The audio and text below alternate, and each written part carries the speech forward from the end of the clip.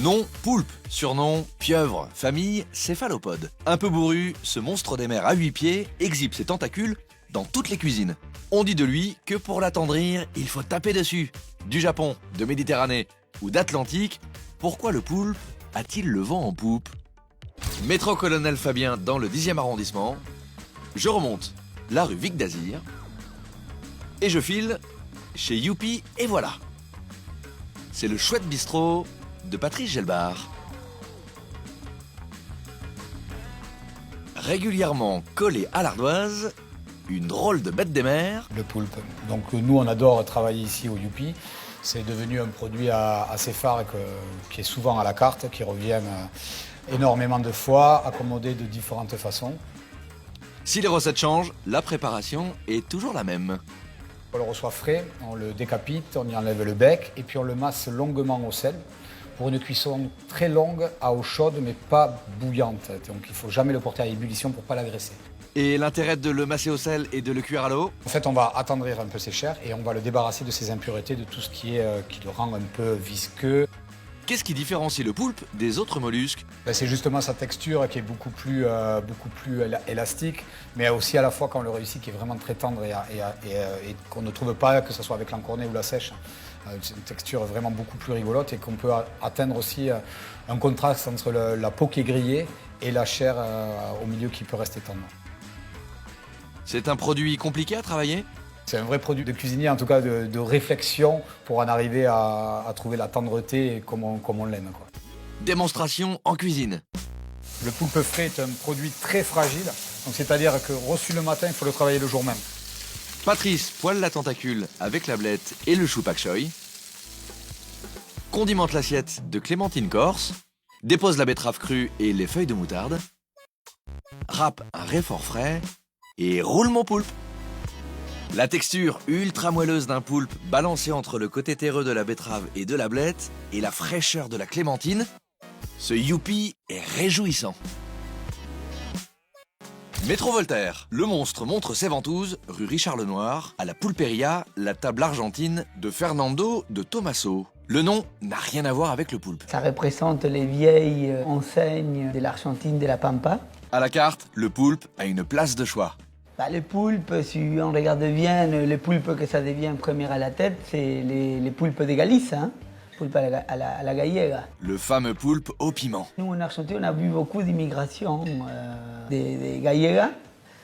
Et en fait, eux, ils sont ramenés aussi sans savoir-faire. L'influence de la Galice sur l'Argentine. Ils faisaient les poulpes à la gallega avec les marmites en cuivre. On faisait mijoter pour vendre le poulpe à la gallega. Et quand Fernando a appuyé sur la gâchette... J'ai passé pour différentes techniques. Le taper, les pauvres poulpes, le masser. On l'a massé pendant une demi-heure en gros sel. Et j'ai trouvé une façon assez simple de le faire. C'est effectivement, c'est le congeler une journée et après le cuire en vapeur. Et ensuite, vous le travaillez comment? On peut le passer à la braise pour le dégonner le côté fumé, ou à la plancha, ou parfois les doubles cuissons, braise et plancha, pour qu'il prenne les croquants de la plancha et le goût fumé de la braise. Il vient d'où, votre poulpe? On est sur Atlantique là, on est Atlantique Nord même.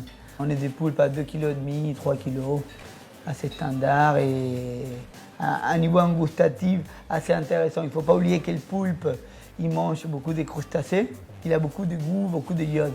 Et c'est ça qu'il faut sublimer en cuisine.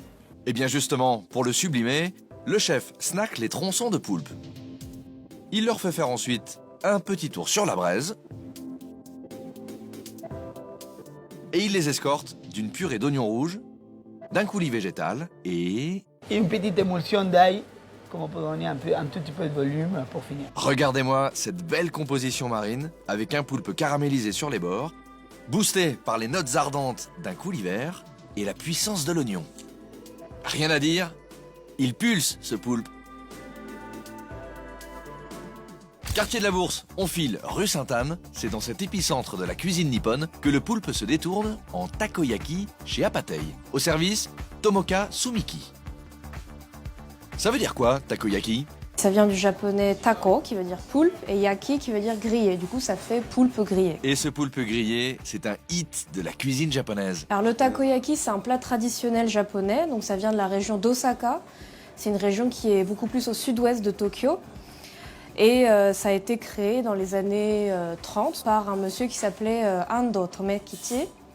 Et en fait, ce monsieur, c'était un vendeur ambulant.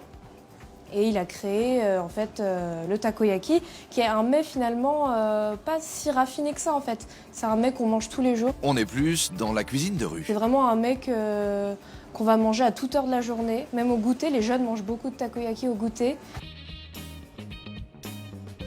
C'est quoi exactement le takoyaki? Alors c'est des espèces de petites boules en fait. C'est à mi-chemin entre l'omelette et le beignet.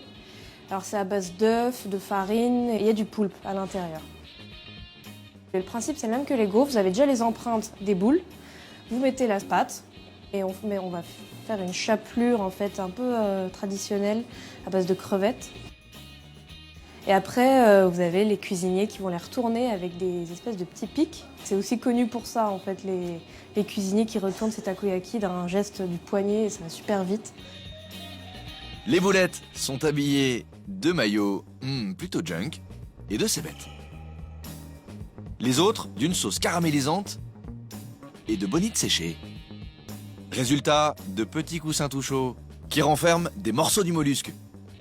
Exactement le genre de plat qui vous file la chair de poulpe. On récapitule, emblème de la science-fiction, cette grosse tête à petits bras est aussi un totem de la cuisine. Résultat, cuit à l'eau ou grillé, le poulpe scotche la capitale. À très vite, dans Très Très Bon, et d'ici là, très très bon appétit.